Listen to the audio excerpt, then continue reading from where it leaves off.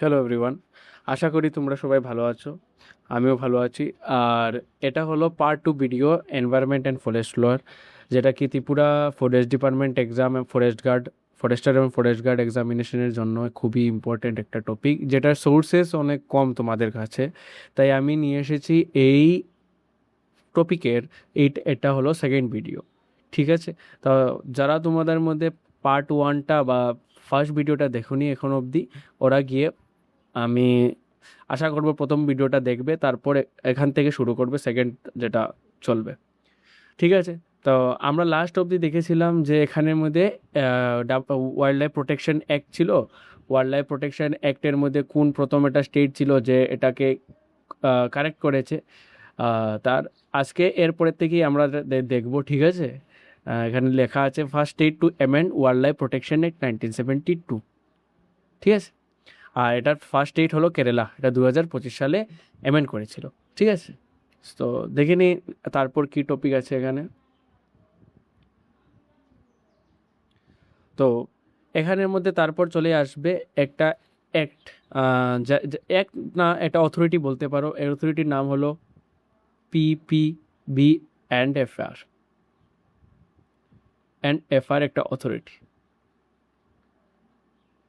তোমরা সবাই খাতা কলম নিয়ে বসে পড়ো, আমার সাথে সাথে নোট ডাউন করে নাও, তাহলে পরে আর রিভিশন দিতে কোনো অসুবিধা হবে না। তোমাদের কাছে সবার কাছে একটা হ্যান্ড রিটেন নোট আগের থেকেই রেডি থাকবে। ঠিক আছে, তো এটার মধ্যে কি বলা হয়েছে, এটা যে পিপিবিএনএফআর অথরিটি একটাও এনভায়রনমেন্টাল সেফগার্ড অথরিটি। ঠিক আছে, এটা মিনিস্ট্রি অফ এগ্রিকালচার আন্ডারে এটা রেগুলেট হয়।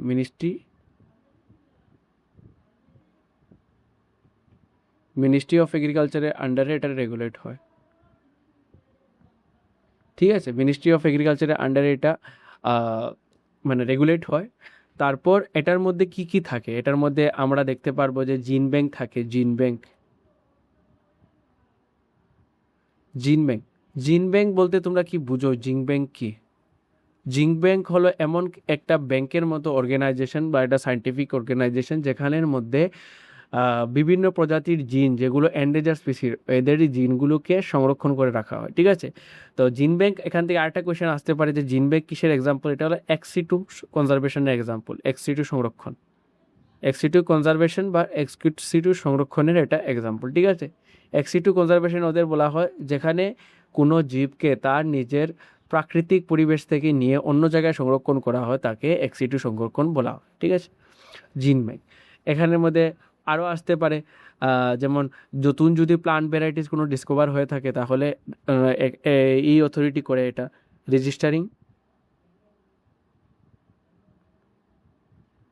Plant species.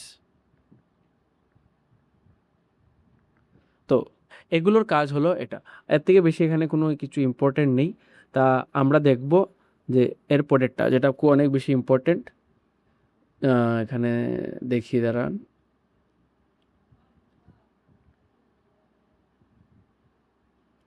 হ্যাঁ,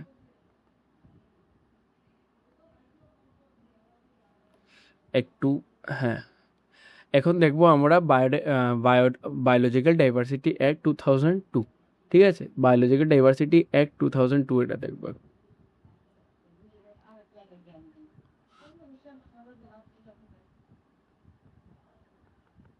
ওকে, biological diversity biological diversity act 2002। এই ইয়ারটাও ইটসেলফে ইম্পর্টেন্ট, যে বায়োলজিক্যাল ডাইভার্সিটি অ্যাক্টটা কবে এসেছিল? 2002-তে। এটা রিগার্ডিং কিছু অন্য জিনিসও আছে, যেমন বলতে পারো যে এটাতে একটা জিনিস আমার মনে হচ্ছে যে বায়োলজিক্যাল ডাইভার্সিটি ডে কবে সেলিব্রেট করা হয়। ঠিক আছে, বায়োলজিক্যাল ডাইভার্সিটি ডে কবে সেলিব্রেট করা হয়?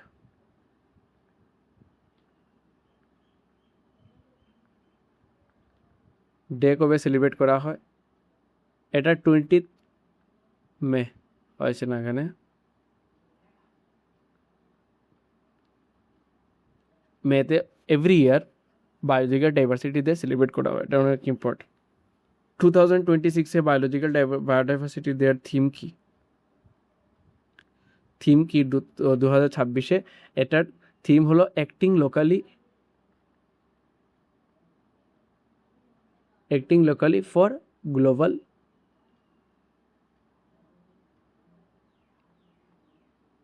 ইম্পর্টেন্স। এটা হলো থিম 2026-এর থিম, ঠিক আছে, এটা হলো 2026-এর থিম। তারপরে এখানের মধ্যে কি আছে যে এই যে বায়োডাইভার্সিটি অ্যাক্টের আন্ডারে কী কী জিনিস আছে, এখানের মধ্যে কিছু ইনস্টিটিউশনাল ফ্রেমওয়ার্ক আছে, যেমন আছে এখানে ন্যাশনাল বায়োডাইভার্সিটি অথরিটি, এটার মধ্যে কিছু ইনস্টিটিউশন আছে, এটার আন্ডারে এই অ্যাক্টের আন্ডারে কিছু ইনস্টিটিউশনস বানানো হয়েছে। এটার মধ্যে ইম্পর্টেন্ট ইনস্টিটিউশন কিছু আছে, ইম্পর্টেন্ট ইনস্টিটিউশনের মধ্যে একটা হবে এই কালি দিয়ে লিখে নিই, একটা হবে ইম্পর্টেন্ট ইনস্টিটিউশনের সময় কারণ ন্যাশনাল বায়োডাইভার্সিটি অথরিটি, ঠিক আছে, ন্যাশনাল বায়োডাইভার্সিটি অথরিটি।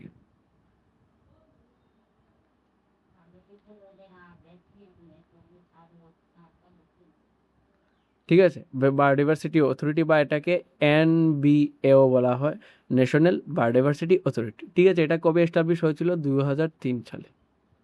এটার পরে বানানো হয়েছে, যেহেতু এই একটির আন্ডারে বানানো হয়েছে তাই এটার পরেই হবে স্বাভাবিকভাবে। 2003-এ বানানো হয়েছে। এটা কোন মিনিস্ট্রির আন্ডারে রেগুলেশন হয়? এটা হলো ministry of environment. Ministry of এনভায়রনমেন্টের আন্ডারে এটা রেগুলেট হয়। রেগুলেটেড বাই এখানে লিখতে পারো রেগুলেটেড বাই, ঠিক আছে, regulated by ministry of environment. তাহলে আমরা এখানে কি দেখলাম যে এখানের মধ্যে দেখলাম যে এখানে বায়োলজিক্যাল ডাইভার্সিটি একটা আছে, এটা কবে এসেছিল? 2002 সালে এসেছিল। বায়োলজিক্যাল ডাইভার্সিটি ডে সেলিব্রেট করা হয় কবে? 22 মে এভরি ইয়ার। 2026-এর থিমটা কি এখানে? 2026-এর থিম হলো acting locally for global importance. এটার আন্ডার একটা ইনস্টিটিউশন আমরা দেখলাম যেটা হলো ন্যাশনাল বায়োডাইভার্সিটি অথরিটি। এটা কবে এস্টাবলিশ হয়েছিল? এটা এস্টাবলিশ হয়েছিল 2003 সালে, ঠিক আছে, 2003 সালে। এটা কোন মিনিস্ট্রি রেগুলেট করে? এটা হলো মিনিস্ট্রি অফ এনভায়রনমেন্ট রেগুলেট করে। একটা স্লাইডের মধ্যে দেখো কতগুলা কোয়েশ্চেন সলভ করতে পারছো। যদি তোমরা MCQ সলভ করতে থাকতে তাহলে একটা MCQ, একটা, দুইটা, তিনটা, কয়টা করলেন? MCQ কয়টা সলভ হলো না এত টাইমে? ম্যাক্সিমাম 5টা, 10টা, 20টা। বাট এই এক স্লাইড 5 মিনিটে তোমরা অনেক ব্রড ডাইমেনশন বা ব্রড এরিয়া অফ নলেজ তোমরা অকুপাই করতে পেরেছো, ঠিক আছে। তো এটা ছিল। এখন স্টেট বায়োডাইভার্সিটি বোর্ডও রয়েছে এটার আন্ডারে, স্টেট বায়োডাইভার্সিটি বোর্ডও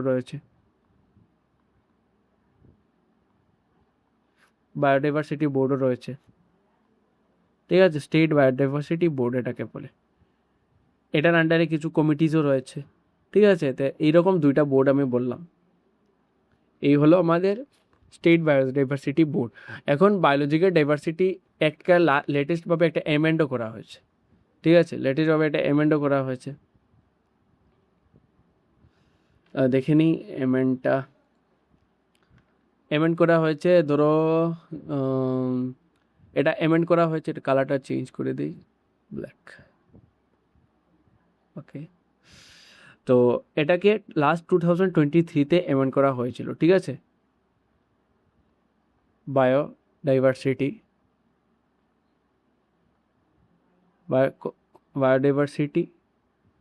amendment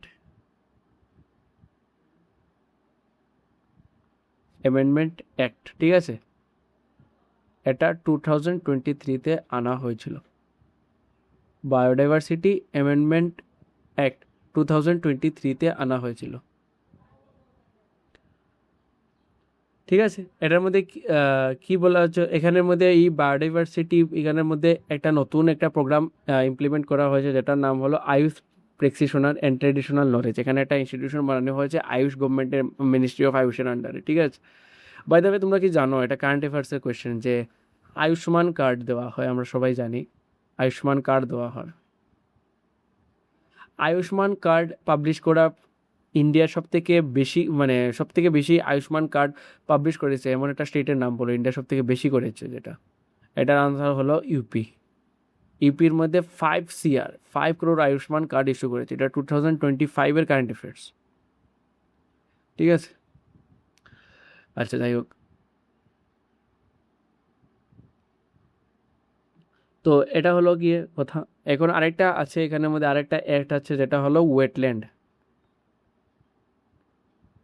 wetland conservation and management act.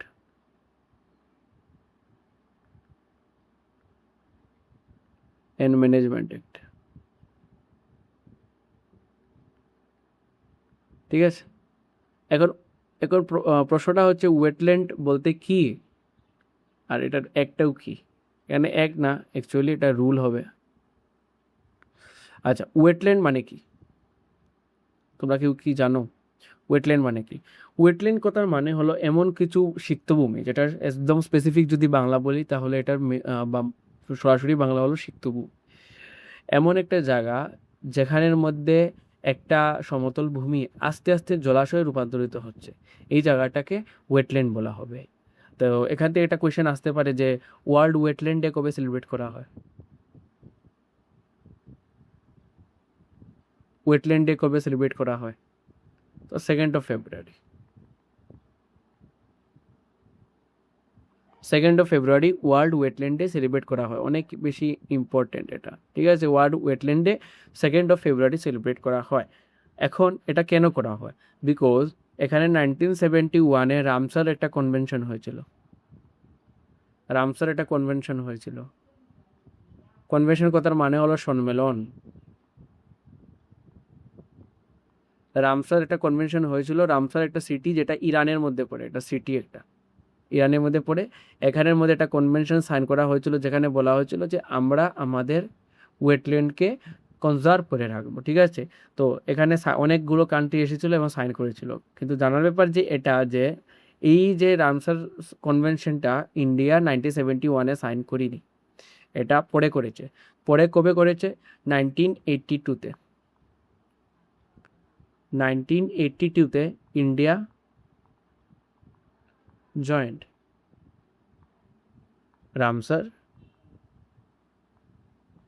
Ramsar convention. ঠিক আছে, 1982-তে ইন্ডিয়া জয়েন্ট রামসার কনভেনশন। ঠিক আছে, রামসার কি বোঝা গেল?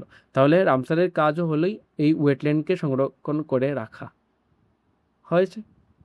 2nd February-তে এটা সেলিব্রেট করা হয়, এটা ইম্পর্টেন্ট। 2nd February-তে এখানে আমি হাইলাইট করে দিচ্ছি কী কী পড়তে হবে তোমাদের। এটা হলো এখানে ওয়েটল্যান্ড বলেছি, ওয়ার্ল্ড ওয়েটল্যান্ড ডে কবে সেলিব্রেট করা হয়? 2nd of February, এটা ইম্পর্টেন্ট। 2nd of February না, রামসার এটা কনভেনশন হয়েছিল, এটা কবে হয়েছিল? 1971 রামসার কনভেনশনটা হয়েছিল। রামসার কোথায়? একটা ইরানের একটা সিটি বা একটা শহরের নাম রামসার।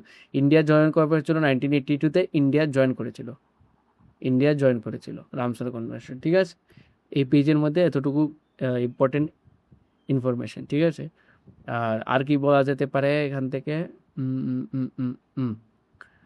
হ্যাঁ, এই যে ওয়েটল্যান্ড কনজারভেশন অ্যাক্টটা, এই ওয়েটল্যান্ড কনজারভেশন যে রুলসটা 2070-তে আনা হয়েছে। এটা আমরা ছোটো করে একটু লিখি। 2070-তে আনা হয়েছে, একটু দাঁড়াও।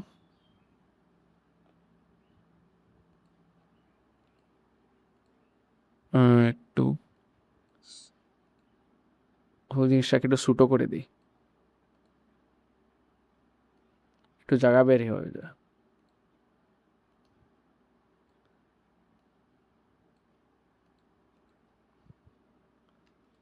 আচ্ছা, এখানে একটু জায়গা বেরিয়ে গেছে।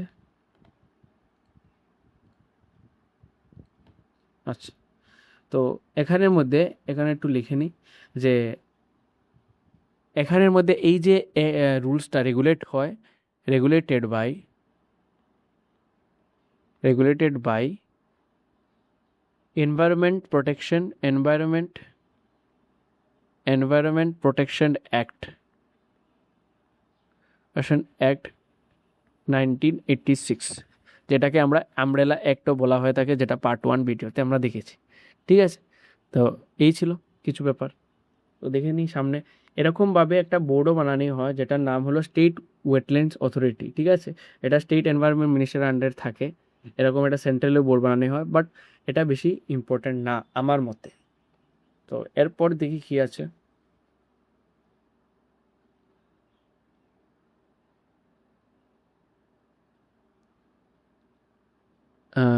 এটার আগে আরেকটা জিনিস একটু দেখতে হবে, দেখে নিই।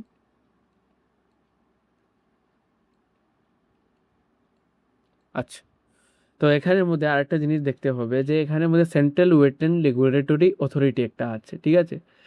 এটার প্রথম একটা নাম ছিল, এখানে প্রথম একটা নাম ছিল, এটার যে এটার নাম ছিল ন্যাশনাল ওয়েটল্যান্ড অথরিটি, ঠিক আছে। এই নামটা প্রথম ছিল, ন্যাশনাল ওয়েটল্যান্ড অথরিটি নাম ছিল। এটা পরে চেঞ্জ হয়ে গেছে, এটা নাম central wetland regulatory authority.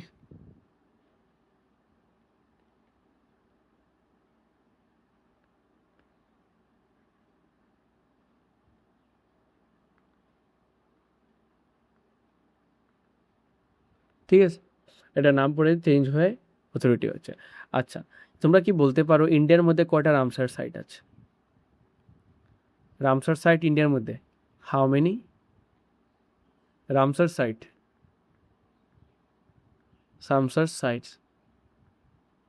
R there in India? বলতে পারো আনসার? ইন্ডিয়াতে বর্তমানে 100টা রামসার সাইট আছে, ঠিক আছে। লেটেস্ট রামসার সাইটের নাম কি? লেটেস্ট রামসার সাইটের নাম কি তোমরা পড়ো। লেটেস্ট রামসার সাইটের নাম কি, যেটা কিছুদিন আগে 5th জুন এনভায়রনমেন্টের ডে 2026-এ অ্যানাউন্স করা হয়েছিল। হিন্ট আমি এটাও দিয়ে দিই, যেটা ইউপিতে আছে, উত্তরপ্রদেশে আছে, ঠিক আছে। তোমরা এটা কমেন্টে আনসার জানাবে যে লেটেস্ট রামসার সাইট অফ ইন্ডিয়ার নাম কি, ঠিক আছে। তো এই গেল। তারপর কিছু মিসেলিনিয়াস জিনিস আমরা দেখি, যে এরকম কি বলা যায়, যে highest bamboo producing region in India. এগুলো যেগুলো বলছি এগুলো প্রিভিয়াস ইয়ার কোয়েশ্চেন বিভিন্ন ফরেস্ট এক্সামে, বিভিন্ন স্টেটের এক্সামে এসেছিল, ঠিক আছে। হাইয়েস্ট ব্যাম্বু প্রডিউসিং রিজিয়ন একটা কোয়েশ্চেন, ঠিক আছে, একটা কোয়েশ্চেন এটা। 2 নম্বরটা কি হতে পারে? Highest bamboo producing state. Highest bamboo producing state কোনটা? হাইয়েস্ট ব্যাম্বু প্রডিউসিং রিজিয়ন হলো নর্থ ইস্ট, যেখানে প্রায় 60% ব্যাম্বু প্রডিউস হয়। স্টেটের মধ্যে হলো আসাম, ঠিক আছে, আসাম, যেখানের মধ্যে প্রায় 50% ব্যাম্বু প্রডিউস হয় ইন্ডিয়ার। আর এটার মধ্যে আরেকটা আছে যে 3 নম্বর কোয়েশ্চেন লিখে নিই, যে ব্যাম্বু সিটি কাকে বলা হয়? যেহেতু ফরেস্ট এক্সামের জন্য পড়ছো, তো ফরেস্টের সঙ্গে রিলেটেড যা কিছু আছে আমি সব বলে দেবো তোমাদের। তো ব্যাম্বু সিটি কাকে বলা হয়? রাজস্থানে একটা জায়গা আছে, হিন্ট তোমাদের জন্য কমেন্টে রেখে দিলাম, এটা তোমাদের জন্য কমেন্টে রেখে দিলাম। রাজস্থানে একটা জায়গা আছে, আমি বলে দিচ্ছি হিন্ট। রাজস্থানের একটা সিটি আছে, কমেন্ট করবে, ঠিক আছে, কমেন্ট করবে। আচ্ছা, সো নেক্সট দেখি। নেক্সট আছে কোস্টাল রেগুলেশন জোন নোটিফিকেশন 2080, ঠিক আছে। এটাকে শর্টকাটে আমরা CRZ বলা হয়, কোস্টাল রেগুলেশন জোন, ঠিক আছে। এটা কবে এসেছিল? এটাও ইম্পর্টেন্ট, 2018-তে, 2018 সালে এটা এসেছিল, এটাও ইম্পর্টেন্ট। আর এটা আন্ডারে এটা একটা, এই যে জিনিসটা, এটা একটা কমিটি রিকমেন্ডেশন আনা হয়েছে। আমরা বিভিন্ন ধরনের কমিটি পড়েছি, দীনেশ গোস্বামী কমিটি পড়েছি, এবার সচিন তেন্ডুলকর কমিটি পড়েছি, দীনেশ গোস্বামী কমিটি পড়েছি, তারপর মন্ডল কমিশন পড়েছি। এবং বিভিন্ন কমিটি থাকে যেগুলো রেগুলেশনে বিভিন্ন জিনিস টাইম টু টাইম আনা হয়। তাহলে কোস্টাল রেগুলেশনের জোন নোটিফিকেশন 2018 একটা কমিটি রিকমেন্ডেশন আনা হয়েছিল, সেটার নাম হলো শৈলেশ নায়ক কমিটি। ঠিক আছে, recommended by Shailesh Nayak Committee। ঠিক আছে, শৈলেশ নায়ক কমিটি, এটা ইম্পর্টেন্ট। শৈলেশ নায়ক কমিটি, এই যে জিনিসটা আনা হয়েছে। তাহলে এই সিআরজেড জোন কি? আমাদের এখানে ইন্ডিয়া আছে, ইন্ডিয়ার সাইডে যে কোস্টাল জোন আছে, এখানে কোস্টাল জোন আছে না ইন্ডিয়ার সাইডে, এখানে তো কোস্টাল জোনের মধ্যে বিভিন্ন রকমের বায়োডাইভার্সিটি পাওয়া যায় বা ফরেস্ট পাওয়া যায়। এগুলোকে কনজার্ভ করার জন্য এগুলো বানানো হয়েছে সিআরজেড জোন। তো এই সিআরজেড জোনটা টোটাল 4টা আছে, টোটাল 4টা জোনস আছে। এখন এগুলা কি কি আমাদের দেখতে হবে। তো এটার মধ্যে আমরা এটাকে এইভাবে ডিভাইড করা হচ্ছে, CRZ1 1 নম্বর, একটা থাকে CRZ2 নম্বর, একটা থাকে CRZ3 নম্বর, একটা থাকে CRZ4। এখন আমি বলছি CRZ1 কি, CRZ2 কি, বলছি একদম শর্টকাটে, আমি একটু কিছু বলবো। তাহলে CRZ1 কি? CRZ1 হলো ইকোলজিক্যালি সেন্সিটিভ এরিয়াস।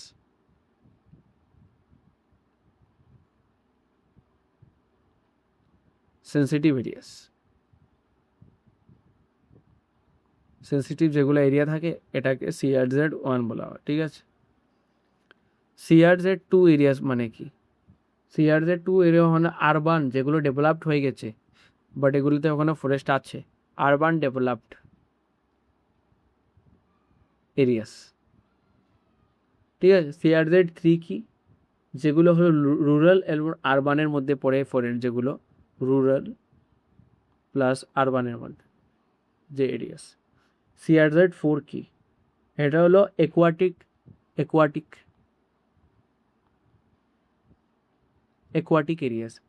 এরিয়াস কথার মানে কি? একুয়াটিক মানে হলো জল সংলগ্ন বা জল লগে রিলেটেড। ঠিক আছে, একুয়াটিক কথার মানে কি? জলের সঙ্গে রিলেটেড। তাহলে আমরা দেখে নিলাম কোস্টাল রেগুলেশন জোন নোটিফিকেশন এখানে। এখন এটার মধ্যে একটা জিনিস আমি একটু শেয়ার করতে চাই, যে এই যদি আমাদের ইন্ডিয়া হয়ে থাকে,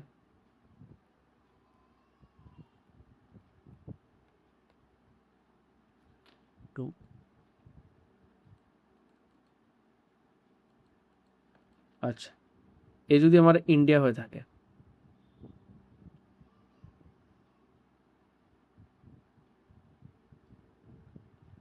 ঠিক আছে, তাহলে এখানের মধ্যে কিছু একটা লিমিট বাউন্ডারি থাকে,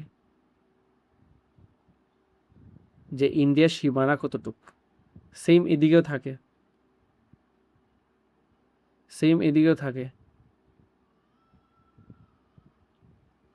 এদিকেও থাকবে, ইন্ডিয়ার সীমানা কতটুকু। এগুলোর এক একটার নাম আছে। ঠিক আছে, এটার চোখে প্রথম যে এই যে জায়গাটা থাকে, এই যে রিজনটা থাকে বা এই জায়গাটা যে থাকে, এই যে জায়গাটার এখান থেকে এখানের যে লেংথ বা এখান থেকে এখানের লেংথ যে থাকে, এটা থাকে 12 নটিক্যাল মাইলস। আবার একটা জিনিস বলতে চাই যে 1 নটিক্যাল মাইলস মানে শর্টকাটে NM, এটা হলো 1.872 কিলোমিটার। কোনো জায়গায় এটার এইভাবেও লিখে দেয় মিটার, ঠিক আছে, এটা হলো এটার বিল। তাহলে এটার যে নাম থাকে এটার যে কতটুকু ডিস্টেন্সে থাকে 12 নটিক্যাল মাইল, এটার নাম হলো টেরিটোরিয়াল ওয়াটার্স।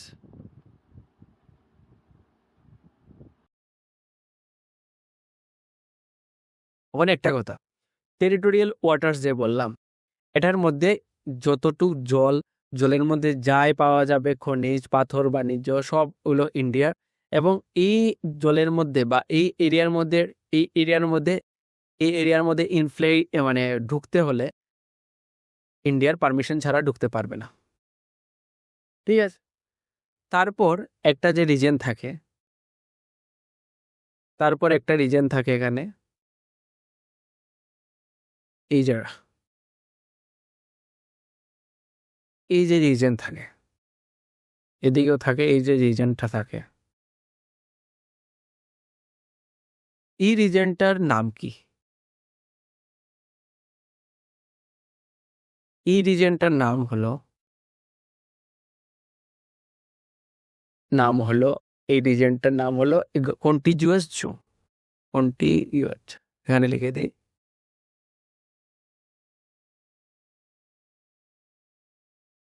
ঠিক আছে, এটার দৈর্ঘ্য থাকে 24 নটিক্যাল মাইলস।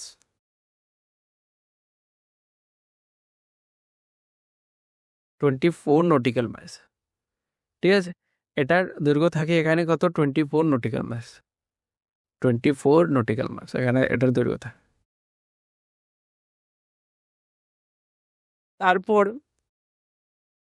তারপর আসে সব থেকে বাইরের যে জায়গাটা, আমি যেটা মার্ক করছি এখন, এটা সব থেকে বাইরের জায়গা।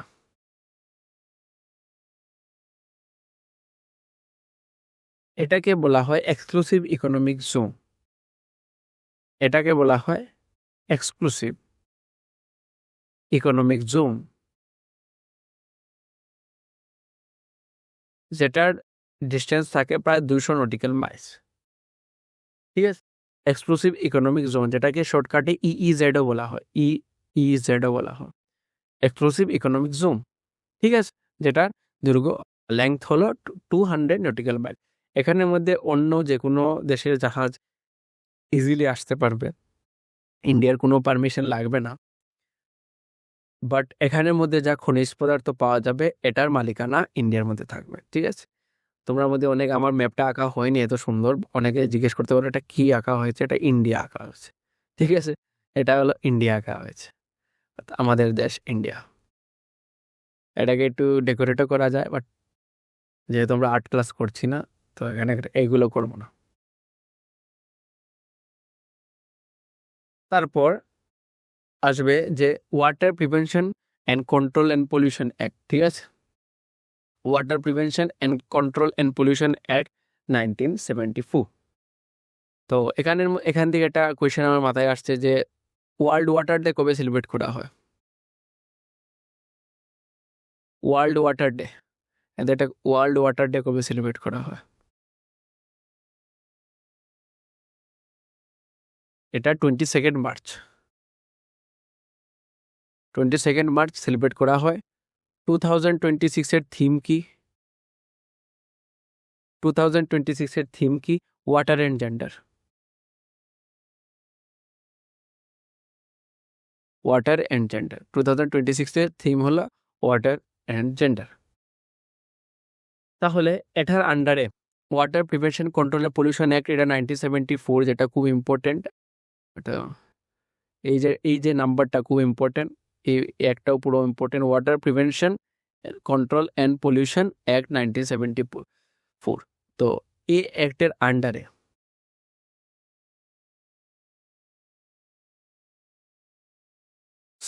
এই অ্যাক্টের আন্ডারে একটা বোর্ড বানানো হয়েছে, যেটার নাম হলো central pollution control board.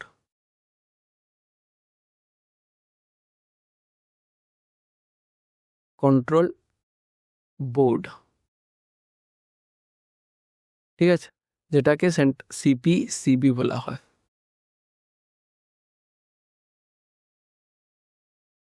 Central pollution control board, ঠিক আছে।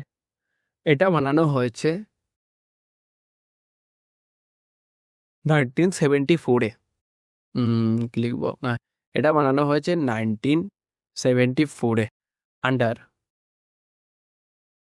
আন্ডার ওয়াটার অ্যাক্ট 1974-এর, ঠিক আছে। অ্যান্ড এটা যদি লিখতে চাও যে 22 সেপ্টেম্বরে বানানো হয়েছে মোর স্পেসিফিক্যালি। আচ্ছা, এখানের মধ্যে বলা হয়েছে যে যদি কেউ পলিউশন করে বা পলিউশন যদি ঘটায়, প্রকৃতিকে যদি হার্ম করে, তো এই হার্ম করলে এই জরিমানা, এই হার্ম করলে এত বছরের শাস্তি, এইগুলোর কথা বলা হয়েছে water prevention control of pollution অ্যাক্টে, ঠিক আছে। এখানের মধ্যে আমি একটু আগে বলেছিলাম যে এই যে একটা অনেকটা সাইমালটেনিয়াস বা অনেকটা যুক্ত আছে একটা অ্যাক্টের সাথে, যেটা সব থেকে আমব্রেলা অ্যাক্টও বলা হয়, যেটাকে বলা হয় এনভায়রনমেন্ট প্রোটেকশন অ্যাক্ট, ঠিক আছে। এনভায়রনমেন্ট প্রোটেকশন এর 1986, যেটাকে আমব্রেলা অ্যাক্টও বলা হয়ে থাকে, ঠিক আছে। এটা লিখেছি না হয়তো আগে, এখন লিখে দিচ্ছি। Environment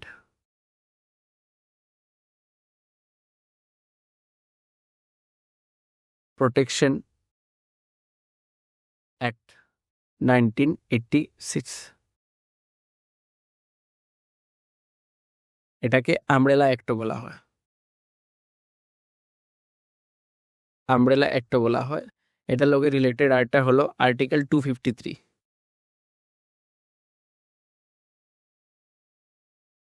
article 253 of the constitution, এটার সাথে ডিল করে, ঠিক আছে। তো এই এনভায়রনমেন্ট প্রোটেকশন অ্যাক্ট যে 1986, এটার মধ্যে টোটাল 26 সেকশন আছে, টোটাল 26 সেকশন আছে, 4টা চ্যাপ্টার আছে। ইম্পর্টেন্ট জিনিস লিখিয়ে দিচ্ছি, ঠিক আছে। 26 সেকশন আছে আর টোটাল 4টা চ্যাপ্টার আছে, ঠিক আছে। আর এটা বানানোর রিজন আমি আগে বলেছিলাম যে স্টকহোম কনফারেন্স, এটার পার্ট 1 ভিডিওতে বলেছিলাম যে স্টকহোম কনফারেন্স 1972-তে হয়েছিল। এটার রিগার্ডে এটা বানানো হয়েছিল পরিবেশ। যখন কি হয়েছিল 1984-এ ভোপাল গ্যাস ট্র্যাজেডি, মধ্যপ্রদেশের ভোপালে গ্যাস ট্র্যাজেডি হয়েছিল, মিথাইল আইসোসায়ানেট লিক হয়েছিল, তারপর এটা বানানো হয়েছে, ঠিক আছে। এই এখান থেকে একটা নতুন একটা কনসেপ্টও আসে, যেটা হলো পিপিপি, নাম হলো পলিউটার্স পে প্রিন্সিপাল। পলিউটার পে প্রিন্সিপাল কথার মানে হলো যে যে দূষণ করবে বা যে পলিউশনটা করবে সেই জরিমানা দিতে হবে বা তাকেই ভরপাই করে দিতে হবে। আজকে ধরো তোমার একটা কোম্পানি আছে, ঠিক আছে, তোমার একটা কোম্পানি আছে, এটা খালি পেজে দেখি, তোমার একটা কোম্পানি আছে, বলো তোমার একটা কোম্পানি আছে, এখানে অনেকতলা বিল্ডিং এর কোম্পানি আছে। এখন তুমি এখানের মধ্যে থেকে এখানের মধ্যে তোমার একটা চিমনিও আছে, চিমনি থেকে ধোঁয়া বেরোচ্ছে, একটা চিমনি আছে, এখান থেকে পাইপ দেওয়া, পাইপটা দিয়ে এখানে উপরে একটা প্লান্টের মধ্যে আছে, এটার মধ্যে এখান থেকে তোমার ধোঁয়া বেরোচ্ছে, এটা তোমার ইন্ডাস্ট্রির ওয়েস্টে। আর এখানে সাইডে একটা নদীও আছে, এখানে সাইডে একটা নদীও আছে, এটা নদীও আছে, ঠিক আছে। নদীর মধ্যে তুমি কি করছো, তোমার ওয়েস্টেজ ফেলছো, তোমার যে ওয়েস্টেজ আছে এগুলো ফেলছো তুমি এখানে নদীর মধ্যে, তুমি তোমার ওয়েস্টেজ ফেলছো এজ এ পাইপের থ্রুতে ওয়েস্টেজগুলো ফেলছো। তাহলে তুমি গভর্নমেন্ট কাউন্ট করবে যে এখানের মধ্যে কতটুক তুমি ওয়েস্টেজ করেছো, গভর্নমেন্ট উইল কাউন্ট এখানের মধ্যে কতটুক ওয়েস্টেজ করেছো, আর এগুলো খরচ করতে গভর্নমেন্টকে কত টাকা ইনভেস্ট বা খরচ করতে হবে, তো সেই টাকাটা তোমার কাছ থেকে এজ এ ট্যাক্স নেওয়া হবে, ঠিক আছে। এইভাবে এই জিনিসগুলো কাজ করে। এটার সাথে একটা কোয়েশ্চেন আমার মাথায় আসলো যে গ্রিন জিডিপি, এটা ইকোনমিক্সের টপিক, তারপর আমি এখানে বলছি। এখানে জিডিপি কথার ফুল ফর্ম কি এটা তোমাদের জানা কথা, গুডস অ্যান্ড ডোমেস্টিক প্রোডাক্ট, গ্রুস না, এটা গ্রস হবে, গ্রস ডোমেস্টিক প্রোডাক্ট। ঠিক আছে, তো গ্রিন কথার মানে হলো এখানে এনভায়রনমেন্ট রিলেটেড জিনিস আনা হয়েছে। তো এখন কোয়েশ্চেনটা হলো যে ইন্ডিয়ার প্রথম কোন স্টেট যে গ্রিন জিডিপি অ্যাডপ্ট করেছে? গ্রিন জিডিপি অ্যাডপ্ট করছে কোন স্টেট? ফার্স্ট কোন স্টেট ইন্ডিয়ার মধ্যে গ্রিন জিডিপি অ্যাডপ্ট করেছে? আনসার হলো ছত্তিশগড়। ছত্তিশগড় হলো ফার্স্ট স্টেট যে গ্রিন জিডিপি অ্যাডপ্ট করেছিল। ঠিক আছে, ছত্তিশগড় হলো ফার্স্ট স্টেট যে গ্রিন, আমি বলছি যে গ্রিন জিডিপি কি, কোনো একটা স্টেটের যদি জিডিপি মানে স্টেট জিডিপি যেটা বলে জিডিপি কাউন্ট করা হয়, জিডিপি যদি কাউন্ট করা হয়, এই কাউন্টের সময় এই জিডিপি গ্রোথের ফলে কতটুক পরিমাণে এনভায়রনমেন্টের হার্ম হয়েছে সেটা যদি কাউন্ট করা হয়, জিডিপি থেকে মাইনাস দেওয়া হয়, এনভায়রনমেন্টাল হার্ম যেটা মাইনাস দেওয়া হয়, তখন যে জিডিপিটা আসে তাকে গ্রিন জিডিপি বলা হয়। বুঝলে, স্টেট জিডিপির থেকে টোটাল এনভায়রনমেন্টাল হার্ম বা টোটাল এনভায়রনমেন্টের মধ্যে যে হার্ম হয়েছে